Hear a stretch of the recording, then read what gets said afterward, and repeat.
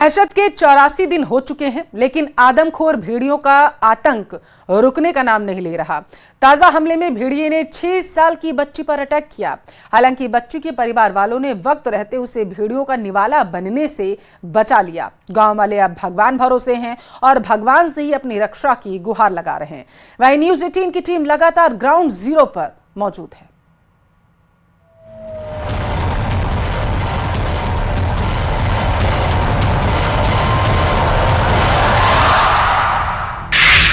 बहराइच में आदमखोर भेड़ियों की दहशत खत्म होने का नाम नहीं ले रही है। आदमखोर ने एक बार फिर अमावस की रात में 6 साल की बच्ची पर हमला कर दिया। हालांकि बच्ची के चिल्लाने पर भेड़िया वहां से भाग निकला। उसके बाद बच्ची को अस्पताल में भर्ती कराया गया। इस बार आदमखोर ने महसी क्षेत्र के टिनकाना गाँव में अटैक किया। न्यूज़ 18 की टीम लगातार ग्राउंड जीरो पर मौजूद है। हमारे रिपोर्टर लगातार ग्राउंड जीरो से रिपोर्टिंग कर रहे हैं और पल पल की अपडेट आप तक पहुंचा रहे हैं।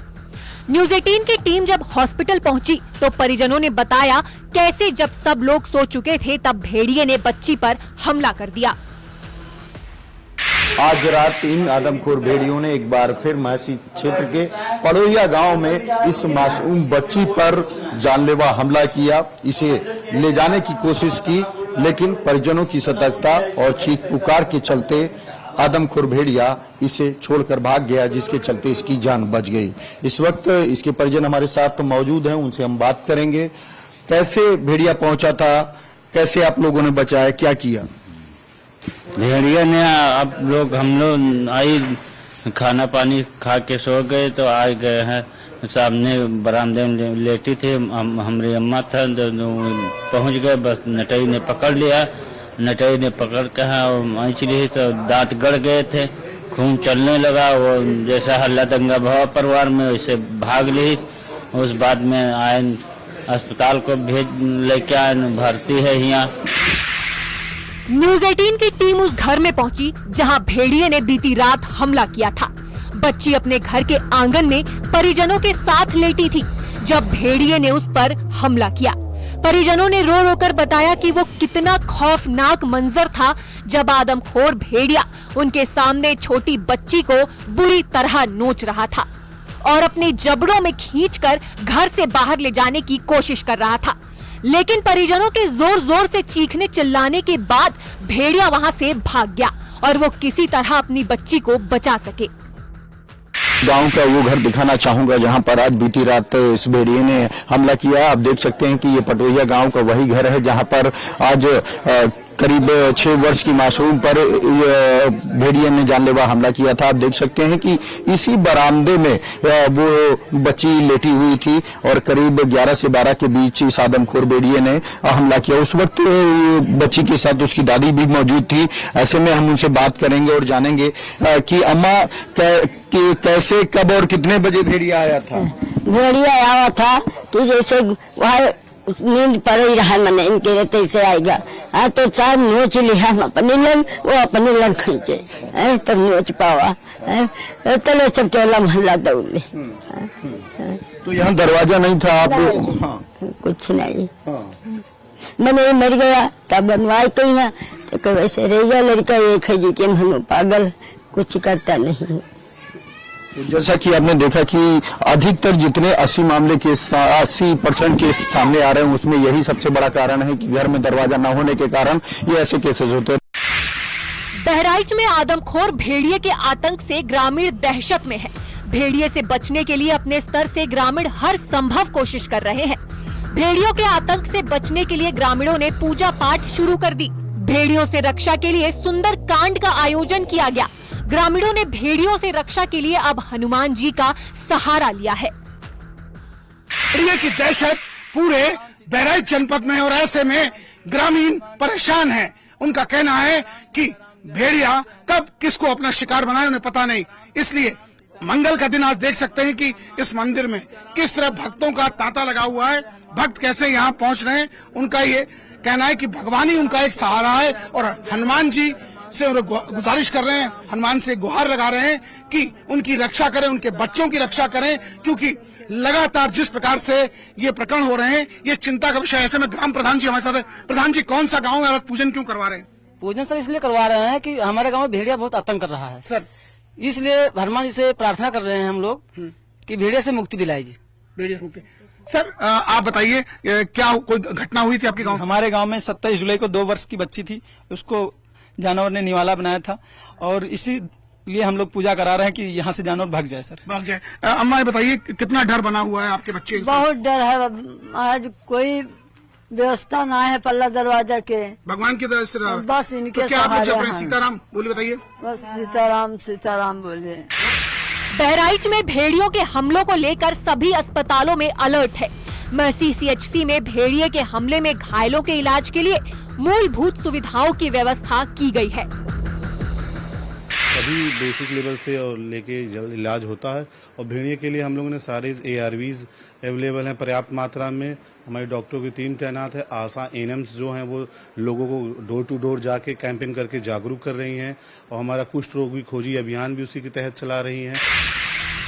बहराइच में भेड़िए ने 27 जुलाई को चंपरपुरवा में 3 साल की बच्ची को अपना शिकार बनाया था। बच्ची की मौत के बाद से ग्रामीण दहशत में आ गए हैं। रोज ग्रामीण 3 शिफ्ट में ड्यूटी लगाते हैं। दिन में बुजुर्ग, दोपहर में महिलाएं और शाम के बाद से युवा भेड़िए के आतंक से ग्रामीणों को बचाने की कोशिश कर रहे हैं। ग्राउंड जीरो पर मौजूद न्यूज 18 की टीम ने इसकी पड़ताल की। पिछले कई दिनों से दहशत का प्राय बना हुआ है। इस वक्त न्यूज 18 टीम चंपारणपुरवा में है, जहां 27 जुलाई को भेड़िए ने एक 2.5 से 3 साल की बच्ची को यही सुटा लिया। और देखिए उसका घर ठीक सामने जहां इस वक्त हम मौजूद हैं, ये उसका परिवार है, जहां से घर के बाहर से भेड़िया उठा के ले गया और उसे मौत के मुहाने पहुंचा दिया। और उसके बाद से ग्रामीण दहशत में और जहां तक कैमरे की नजर आ रही है, लोग अभी भी वो मंजर, वो दिन नहीं भुला पाए। हाँ, लोग सब ड्यूटी कर रहे हैं गांव के में, जैसे BDC है, प्रधान है, पंचायत, जैसे ड्यूटी करे गांव में, सब लोग ड्यूटी कर रहे हैं। क्या करें? तो लाठी डंडे लेके चलते हैं? हाँ, लाठी डंडा लेके चला जाता है। आप बताइए कितना भैया अगर जो बल बिहारी जो टीम आ जाए तो ये गन्ना वहाँ प्रधान की गन्ना वहाँ नीचे अशोक के गन्ना वहाँ पकड़ ली जाए। अभी सुबह चलता था कोई रात में आ क्या घूम टहल चले जाते, तो क्या करें? रात भर तो कोई उपाय है नहीं। तो हमसे बताओ लड़का घर में कह दी और यहाँ भी तो दुश्वार है, कहाँ पहुँच गई। तो आपने अधिकारियों को बताया नहीं कि खेतों में रहता है? सब कोई जान है, बस घूम टहल का रात का है, पर गश्त लगी है, पर देखिए गाँव में टहलिया घूमने चली गई। कितना दहशत बनी है तेंदुए की। काम करने खेत में जा रहे हैं आप लोग? कोई जाते नहीं। बिटिया मर गया है और इमार संध्या का यहाँ आ जाता है और पूरी रात परेशान करता है। दिन में बना है कि नहीं? हाँ, घर बना है। घर बना रहता है कि? हाँ।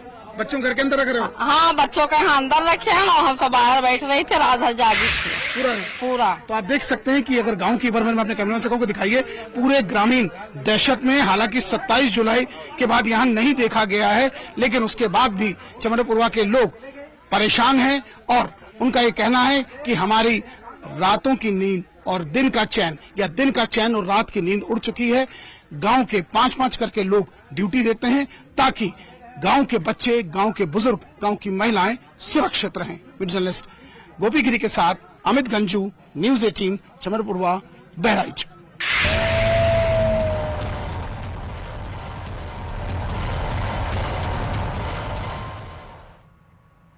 पाकिस्तान में बैठे आतंकी संगठन और पाकिस्तान की खुफिया एजेंसी ISI लगातार भारत के खिलाफ नई साजिश तैयार करने में जुटे हुए हैं और खबर यह है कि इस बार इसका जिम्मा खुद भारत के मोस्ट वांटेड आतंकी मसूद अजहर ने उठा लिया, जिसके बाद इस्लामाबाद और रावलपिंडी में नाकाब साजिश को अंजाम देने की तैयारी चल रही है।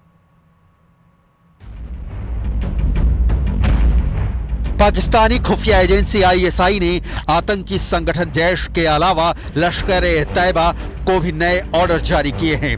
दोनों आतंकी संगठनों पर दबाव है कि वो भारत में बड़ा आतंकी हमला अंजाम दे।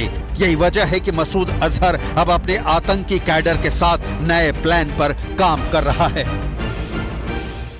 देश की खुफिया एजेंसियों का मानना है कि मसूद अजहर या उसका संगठन इस समय कोई बड़ी साजिश रच रहा है, क्योंकि किसी भी बड़ी साजिश को अंजाम देने के पहले संगठन पूरी तरह से साइलेंट हो जाता है और फिर अचानक बड़े हमलों को अंजाम देता है। ऐसे में इस पोस्टर के जरिए कहीं किसी भारतीय विमान को हाईजैक करने की कोशिश तो नहीं की जा रही।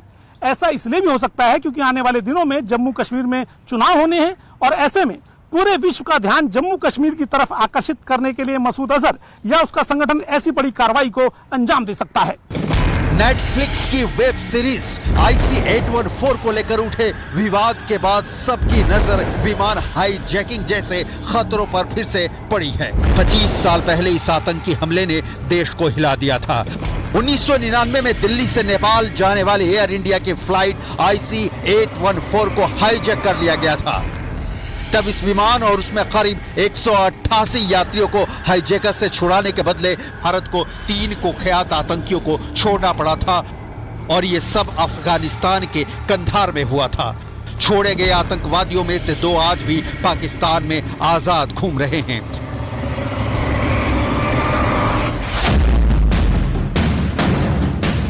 इनमें पहला है आतंकी संगठन अल उमर मुजाहिदीन का लीडर मुश्ताक अहमद जरगर और दूसरा है जैश का लीडर मसूद अजहर।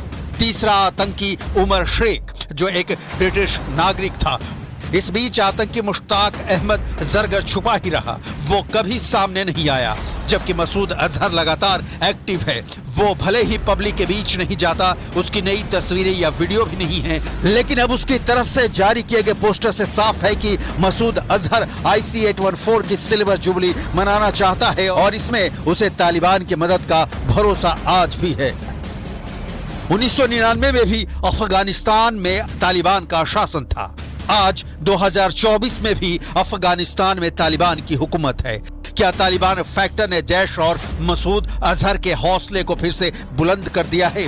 क्या मसूद अजहर को लगता है कि भारत के किसी विमान को फिर से हाईजैक किया जा सकता है? आतंकी मसूद अजहर ने कश्मीर से लेकर बाकी कई जगह आतंक फैलाने का अपना मिशन लगातार जारी रखा हुआ है। पुलवामा अटैक में भी उसे ही मास्टरमाइंड कहा जाता है। जिन लोगों ने कंधार विमान अपहरण कांड को देखा है वो समझते हैं कि भारत के लिए ऐसे आतंकवादियों को रोकना कितना जरूरी है। 1999 में IC-814 पर 7 दिनों तक बंधक रहे लोगों के दर्द को पूरी दुनिया ने देखा था और उस आतंकी हमले की सजा आज भी मसूद अजहर पर बाकी है।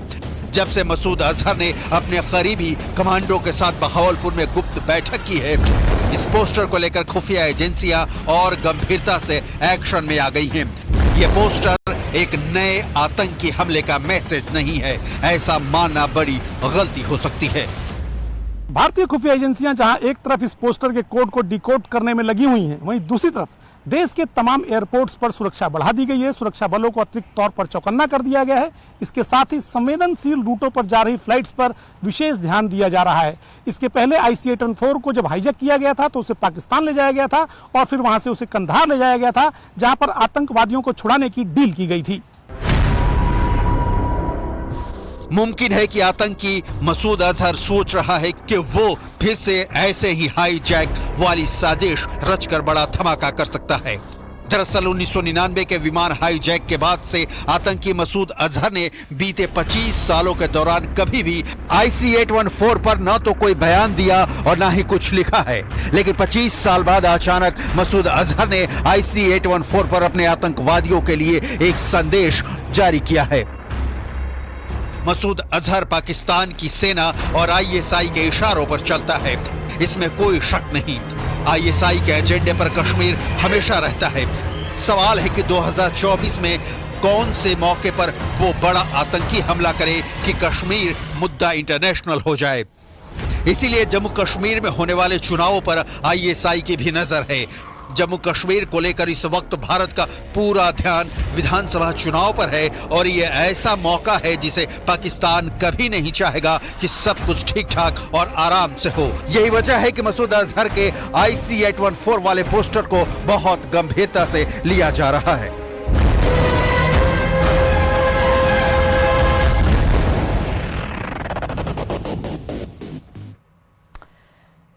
और अब बात आत्मनिर्भर भारत की। देश की सेना और मजबूत होगी क्योंकि अब सेना को मेक इन इंडिया के तहत सबसे एडवांस रॉकेट लॉन्चर में से एक कार्ल गुस्ताव M4 मिलने वाला है।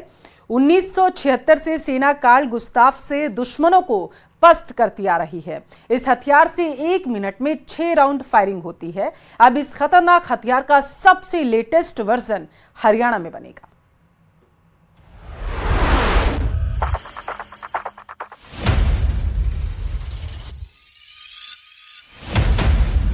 यह है सबसे खतरनाक हथियार।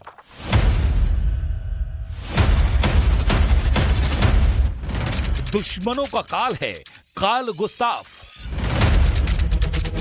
कार्ल गुस्ताफ M4 से और मजबूत होगी सेना। भारतीय सेना के सबसे पसंदीदा हथियारों में एक है कार्ल गुस्ताफ, जो दुनिया के एडवांस्ड रॉकेट लॉन्चरों की लिस्ट में शामिल है, क्योंकि जंग के वक्त सैनिकों के लिए इसे चलाना आसान है। कार्ल गुस्ताफ कंधे पर रखकर फायर करने वाला हथियार है। ये 1.5 किलोमीटर तक टारगेट पर सटीक निशाना साध सकता है। इससे 1 मिनट में 6 राउंड गोले दागे जा सकते हैं। इसका वजन 6.6 किलोग्राम है। लंबाई 37 इंच है, यानी 3 फीट से ज्यादा। वेपन सिस्टम फिंगरप्रिंट टेक्नोलॉजी से लैस है। इसमें एडवांस फायर कंट्रोल सिस्टम भी लगा है। इस वेपन सिस्टम को चलाने के लिए 2 सैनिकों की जरूरत होती है, एक गनर और दूसरा लोडर। 48 साल से भारत कार्ल गुस्ताफ से दुश्मनों को धूल चटा रहा है। भारत की ordnance factory board Carl Gustaf M3 को भारत में ही बना रही है। अब देश में कार्ल गुस्ताफ M4 वर्जन बनेगा, जिसे हरियाणा के झज्जर में स्वीडन की कंपनी साप बनाएगी। इस राइफल से भारतीय सेना की ताकत और बढ़ेगी।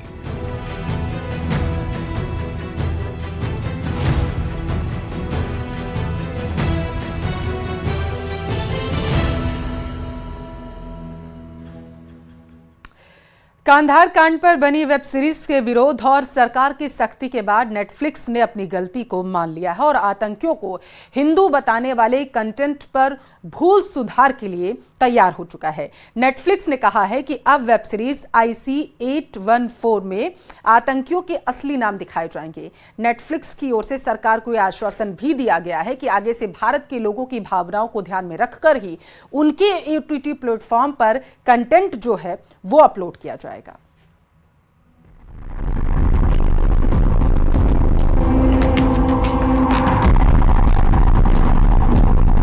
कंधार कांड पर बनी वेब सीरीज के खिलाफ देश में जबरदस्त आक्रोश और सरकार की सख्ती के बाद आखिरकार नेटफ्लिक्स ने अपनी गलती मान ली है। नेटफ्लिक्स आतंकियों को हिंदू बताने वाले कंटेंट पर भूल सुधार के लिए तैयार हो गया है। इस सीरीज में आतंकियों के हिंदू नाम जैसे भोला और शंकर रखे जाने को लेकर जो विवाद था, इस पर नेटफ्लिक्स ने कहा कि वो हाईजैकर्स के असली नाम भी डिस्प्ले करेगा। यानी कि वेब सीरीज में जिन हाईजैकर्स के नाम भोला, शंकर, डॉक्टर, बर्गर और चीफ बताए गए हैं, अब उनके असली नाम भी बताए जाएंगे, ताकि आज से 10 साल बाद अगर कोई ये वेब सीरीज देखे तो वो हाईजैकर्स के वास्तविक नाम भी जान सके। यानी कि अब वेब सीरीज में हाईजैकर भोला का असली नाम इब्राहिम अतहर दिखाया जाएगा। हाईजैकर शंकर का असली नाम सनी अहमद काजी जाहिर किया जाएगा। आतंकी डॉक्टर का असली नाम जहूर इब्राहिम और आतंकी बर्गर का असली नाम शाहिद अख्तर भी डिस्प्ले किया जाएगा। आतंकी चीफ का असली नाम सैयद शाकिर भी कैप्शन में दिखाया जाएगा। लेकिन इस भूल सुधार से कंधार हाईजैक कांड पर वेब सीरीज बनाने वाली टीम शायद झुंझलाई हुई है। आरोप बताइए आपके असली नाम को न बताना। अब जब आईडी मिनिस्ट्री में गए तब उसको वापस से आपको करेक्ट करना। सीरीज देखिए सर, मैं आपसे सीरीज में गए सीरीज देखिए, मैं आईडी सीरीज देखिए, मैं आईडी मिनिस्ट्री सीरीज देखिए, जो ऑफिशियली काम सीरीज देखिए, बात कर रहा हूँ। बात नहीं कर सकता आपसे, आपने सीरीज ही नहीं देखी है। Remember being extremely disturbed because I feared that it would provoke another wave of Islamophobia, and luckily at that time it didn't. But I remember feeling terribly concerned about the situation. सरकार के कड़े रुख और दर्शकों के भारी विरोध के बाद नेटफ्लिक्स को झुकना पड़ा, अपनी गलती माननी पड़ी और गलती को फौरन सुधार भी करना पड़ा। नेटफ्लिक्स इंडिया की कंटेंट हेड मोनिका शेरगिल ने सरकार से मुलाकात की और बयान जारी किया। For the benefit of audiences unfamiliar with the 1999 hijacking of Indian Airlines Flight 814, the opening disclaimer has been updated to include the real and code names of the hijackers. The code names in the series reflect those used during the actual event. India has a rich culture of storytelling, and we are committed to showcasing these stories and their authentic representation. हालांकि अभी भी social media पर एक बड़ा वर्ग सवाल पूछ रहा है कि अगर एक सच्ची घटना की वास्तविकता को दिखाने के लिए वेब सीरीज में आतंकियों के वही हिंदू नाम भोला और शंकर बुलवाए गए जो उन्होंने कंधार कांड के दौरान इस्तेमाल किए थे, तो फिर उन आईबी अधिकारियों के असली नाम क्यों इस्तेमाल नहीं किए गए जिनकी भूमिका का जिक्र इस वेब सीरीज में किया गया। इन विवादों के बीच केंद्र सरकार ने नेटफ्लिक्स के कंटेंट हेड और अधिकारियों को तलब किया। नेटफ्लिक्स की ओर से सरकार को यह आश्वासन दिया गया कि आगे से भारत के लोगों की भावनाओं को ध्यान में रखकर ही उनके ओटीटी प्लेटफॉर्म पर कंटेंट अपलोड किए जाएंगे। देश में नेटफ्लिक्स वेब सीरीज IC-814 पर विवाद का फायदा आतंकी संगठन भी उठाने की ताक में लगे हुए हैं। 25 सालों की चुप्पी के बाद मसूद अजहर ने अपनी चुप्पी तोड़ी है। अजहर मसूद ने इसे लेकर एक पोस्टर जारी किया है। पोस्टर में मसूद ने अपने आतंकवादियों के लिए संदेश लिखा है। आतंकवादी संगठन जैश-ए मोहम्मद के सरगना मसूद अजहर के लिए उसके संगठन और पाकिस्तानी खुफिया एजेंसी ने भारतीय विमान IC-814 को साल 1999 में हाईजैक किया था। Bureau report, news 18। यहाँ वक्त एक छोटे से ब्रेक का। ब्रेक के उस पार आपको दिखाएंगे मारो राजस्थान।